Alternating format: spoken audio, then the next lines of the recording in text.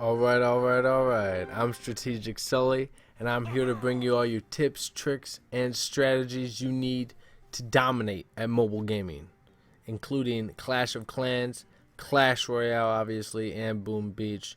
With that being said, let's get into it with a brand new account for Clash Royale, facing Trainer Earl in the trainer map. Obviously, you need to get through a few of these before you can actually start playing. So, you got to destroy the enemy. And just like a Clash of Clans, you like to place your more heavily tanky troops first before you place the squishier ones. So, we're going to place the knight in the back. Obviously, we're sitting on full elixir. So, we got the giant in our deck too. So, now we got a giant knight archer push. Got the bomber in there too. Got that DD, which is that direct damage, and we are going to annihilate this tower, dropping him another giant. Trainer Earl doesn't know what is coming at him. He's finally dropping some very nervous goblins, if I have anything to say about it, and we slaughtered him like nobody's business. And we get a wooden chest. Wow, we are starting off fantastic. So obviously you can see we need 6 more trainer games completed before we can get into the actual fun. So we'll do this really quick. You start off with 100 gems. I recommend keeping them as long as possible. So let's do another battle. Trainer Vikolfa. Card deployment costs, your elixir. So obviously you can see, and they give you this quick tip, is that, so you see the knight costs 3 elixir. You need 3 elixir to place the knight. Bomber, 3 elixir. Fireball, 3 elixir. So let's get into it. Starting off with the knight, show me what you've got. I wish that was an actual emote once you actually start doing multiplayer battles. So we got the knight tanking for us, but we still got that giant. Because we don't have 8 cards, it cycles through very quickly. He's dropping the goblins, which I am not nervous about at all. I had that knight, I had those archers, I got that bomber in the back, ready to deal with whatever he's got to drop. Looks like he's probably shaking in his pants because he is getting slaughtered and has only placed 1 troop this entire time. Let's seal that off with a fireball to clench that 3 crown win. Another wooden chest. So we'll get that one going. I'll open them all up once I have full, only because they're small, they're wooden chests, not gonna have crazy amounts of stuff in them, so it'll be nice to do a bunch of them at once. Trainer Mike's telling me good luck. Wish I could say it back to him because you know he's gonna need it. Starting off with the giant first. Finally, somebody's dropping troops before I'm taking his tower. He's got the skeletons coming down.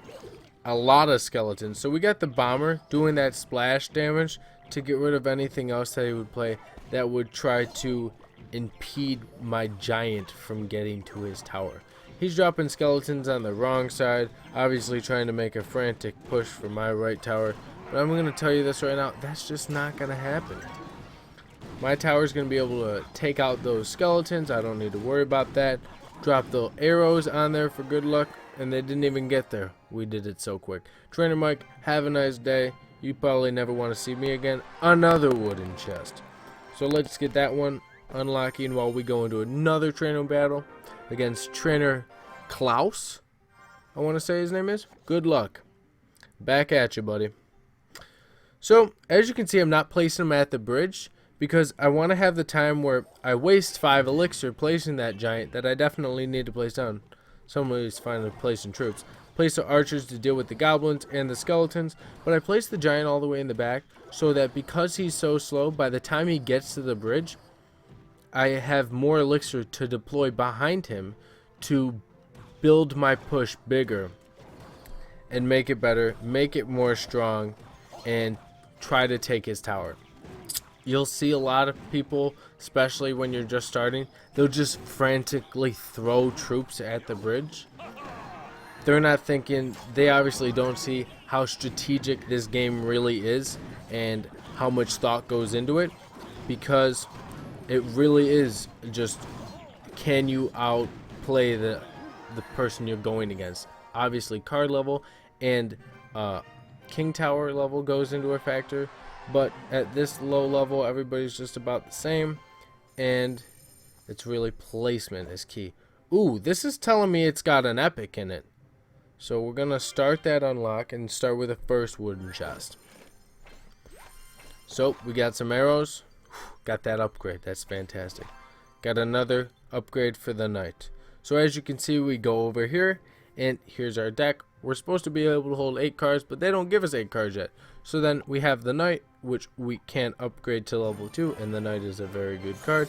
I like using him, so I'm glad I could get that upgrade for him. Also, we have the arrows, which are really good for goblins, minions, which you'll eventually see, to take out those small unit troops.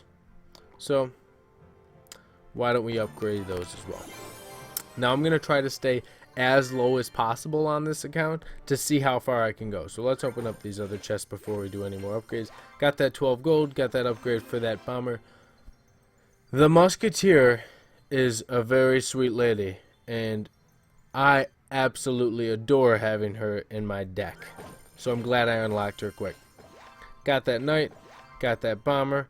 Now this one's telling me it's got an epic in it, so this should be exciting because you get an epic in the beginning, and that kind of plays out how your deck's going to be if you want to use that epic, because they're so powerful at this low level. So this is going to be that epic card. We got the bomber already. Boom. We got the witch. The witch is a very good card, being able to shoot ground and air with area damage and spawning skeletons, but at a high elixir count of 5. So that is very nice. We got the witch and the musketeer. Got that upgrade for the bomber. Not too sure if I'm going to use the bomber yet. As you can see, the other epics that we could have gotten: Skeleton Army, Baby Dragon, which is a good card, and the Prince, which a lot of people down here it's problematic for them because of the fact that once he gets charging, he gets double the hit points off on it. Also, the mini P.E.K.K.A. is the other rare card that we have not acquired in the training camp yet. So let's get back into it, show you guys what this witch and musketeer can do. Absolutely filthy against trainer Timu. So I'm not starting off with what I wanted. I want to start off with that giant so I could place it in the back, but in doing that, I'm going to place the archers. And then, so he's got the bomber. So we're finally going to play somebody that's actually going to place some troops like a... See how he's placing them right at the bridge? You're not supposed to do that. But at least he's placing troops so you can see how these cards do against troops. So we got that musketeer. Unfortunately, we weren't able to get that giant in there. I'm sure this tower is going to go down easy peasy, which it is, with that witch spawning those skeletons doing that damage. We're going to let these goblins, we can throw the bomber, show you guys how the area damage does for the bomber. Just is able to annihilate those troops with that bomb, that splash damage. Musketeer, witch, what did I tell you? They're fantastic. Didn't even need to place my giant, who is my wall. I was still just able to clean that right up. Got another wooden chest. We're going to do the same thing as before and get a couple of them in our chest slots, and then we'll open them all up at the same time. So we're going against Trainer Tim now, against you, because obviously we don't have a name yet. Now I'm starting off a little bit better with that giant. So once I get full elixir, I'm going to place that giant. And if you can see, I waited another second because I was already building up on to the next one. Now you get elixir every 2.8 seconds, so you can wait that extra time and still be okay without losing one. You can see we took a little bit of damage on that push, which I wouldn't really call a push, but I just kind of let that happen because I wanted to build up on elixir, and I knew my troops were going to be able to withstand what he had coming for me. So now I have a giant, a knight, a bomber, a musketeer, and a witch, and I don't even need to place anything else. I can pretty much just take my hands off the screen because this is a guaranteed win. Like I say, stay hydrated. Got that high pH in Fiji water. Keep your body nice and alkaline. Just healthy. It makes you play better. Stay healthy. Stay hydrated. So, now we get to see what our name is. So as you know in my other videos, my main account's name is Sullyman. So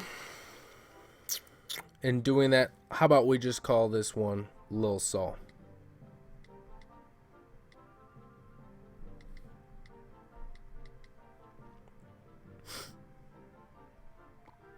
So we got Lil Sol. Because of the fact my main account's name is Sullyman, and I don't really want to call this one Strategic Sully because it's not my best account. So we're going to get into one more with Lil Sol. Still says you. That's weird though. So we got Trainer Boris coming at us with no troops so far. I'm going to place that knight in the back because right now he's my second highest hit points troops. So as you can see, that was good. So he threw the arrows at my king tower, which as you can see at his king tower, it doesn't have that cannon in front because it hasn't been activated yet. So once the king tower takes damage, it's activated and will help start hitting troops and defending your base. But because I haven't hit his yet, his isn't activated, but he hit mine early, so mine was activated and was able to help out that left arena tower with getting rid of the troops that were attacking it. And you don't want to do that because why would you want to take extra damage? So just a helpful tip is to avoid hitting the king tower until it is necessary. Lil Sol getting that first silver chest, looking mean. Now we're in the Goblin Stadium. We're able to go in some real multiplayer maps, and we have free chest. So we're gonna unlock that really quick. 22 gold, that's nice. 2 gems. You do get gems from free chests and crown chests, which we'll talk about in a minute. Got some bombers, got some archers, got some knife goblins. The other goblins are spear goblins. They can throw spears and not have to run up and do melee damage. Free chest, knight, archers. Start that silver chest. That's from the update. So we have the new knife goblins. Now, for area damage, really all I have right now is the bomber. But because the only area damage that I should really need is against the skeletons, or the skeleton army, which is one of the other epics that I see right now. I'm not going to see the barbarians yet, which are all the way in Arena 3. At best, I'm going to see the skeleton army and some goblins. So I don't really see the need for the bomber right now, so I'm going to put in those knife goblins. Another thing to talk about while we're on this page is your average elixir cost. Your average elixir cost is the total amount of all the cards in your deck averaged out, and there's your cost. You don't want your cost to be too high because of the fact if it's too high, you're not going to be able to deploy enough troops and be able to respond to whatever the opponent's push is in time because of that high cost. So right now at 3.6, that is a very average low cost, so that's fine with me. Why don't we get into an actual battle now? So we're going against whoever's name this is in a no clan level 2. Here are the emotes. Throw him a good luck. He's got a level 2 knight. I got a level 2 knight. Let's throw some archers. See how he's dropping right at the bridge? This guy does not know what is going on with his life. I'll tell you that right now. He's got the musketeer. I'm going to drop those goblins, do that melee damage, be able to take her right out. This guy, he's got to rethink what he's doing because it is tragically terrible. We got the witch coming in at 5 elixir. She's doing that quick damage and she's spawning those skeletons to also help take out this giant. Now you can see the prince. The prince has to deal with all these small units before she can get to the witch, and that's what I call value. A 5 elixir just took out 2 5 elixirs in total for 10, and he only did a little bit of damage on my tower. He left the match, which basically means he's scared. So let's see how big of a push I can come at him in a minute 50. We got the knight down, got the musketeer down, got the archers down. I don't want the knights to start taking damage. We're going to throw that there. Save up. Drop the giant right in that corner. Soak damage up from both towers. And basically my troops are going to be able to go at his king tower, which is an automatic win if you take, unharmed and undistracted. First battle, 3 crown. We can see how long we go undefeated. Don't know how long that's going to be, but we can do that. So we got 3 quick crowns to the crown chest. So what a crown chest basically is you go into the multiplayer battles and you destroy an arena tower, you get a crown. You destroy the king tower, you get all 3 crowns. And the crowns add up to a crown chest, and the crown chest has much more valuable things in it. So you got the 130 to 170 gold plus 20 cards and 2 rares. Where the gold chest, 1 rare, half the gold. Silver chest, even less, 20 gold max, 3 cards. Wooden chests, oh, free chests, my bad. 25 gold max, 3 cards. So why don't we go into another one and see what we can do. This guy's name is stupid, and I bet I already know how he's gonna play. So we got the giant and the witch keyed up in our hand right now. So he's not doing anything, so I'm just gonna sit back, relax, drop that giant in the back. Giant at the bridge. What did I tell you? Okay, he's got a giant witch combo coming at me too. So this will be interesting, fun to show you guys. So we're gonna fireball that witch and the bomber, which obviously you can see got rid of the bomber but not the witch. She has a higher hit points. So now that giant's tanking for me. He's taking up all that damage. My witch survives, and now we're able to come back at him. Now because my giant's dead from doing what he's supposed to do, tank, I got my smaller tank, the knight, in to try to help out. Now I got the archers doing damage, I got the witch doing damage, I got these goblins coming down, and that witch being able to do that area damage and spawn the skeletons was able to distract all those troops and take them out in time for my archers to go in still undamaged and take that tower. So I'd say we're starting off pretty good against this level 2. His name's stupid. I don't blame him for making him that name. So after we took that tower, why don't we take the other tower first? You know, really show it to him. Good luck. Drop those goblins right there. I know he's got the bomber. There's that witch. So you can see how that witch took out my bomber my goblins quite nicely due to that area damage. So he's going to be able to take this tower. Props to stupid for not being so stupid. But unfortunately, oh, he's got the mini P.E.K.K.A. First appearance on the channel, the mini P.E.K.K.A. is a fantastic counter to the giant. So we got the knight down to distract that. Got those archers right there. My archers are coming, do some damage there. Now we're gonna have to rebuild. So we're gonna drop the giant there and the musketeer there, which he's gonna get distracted. She's gonna get distracted by that witch. We're going to arrow that. Then we're going to witch this. Drop the knight right on the witch. Stupid's coming at me with some heat, but I'm still up, so I'm not worried about that at all. With those spawn skeletons, we're going to drop that giant right there, which he does as well. Don't blame him, because he's scared. Drop that fireball. Get those goblins in there, do even more damage. We're able to take out that second tower. Drop that musketeer there, just to help out with whatever he thinks he's going to throw my way. And now we're pushing. Stupid's got no chance. We're going to double witch him. Hopefully get this 3 crown, because that just means we'll open up that chest even faster.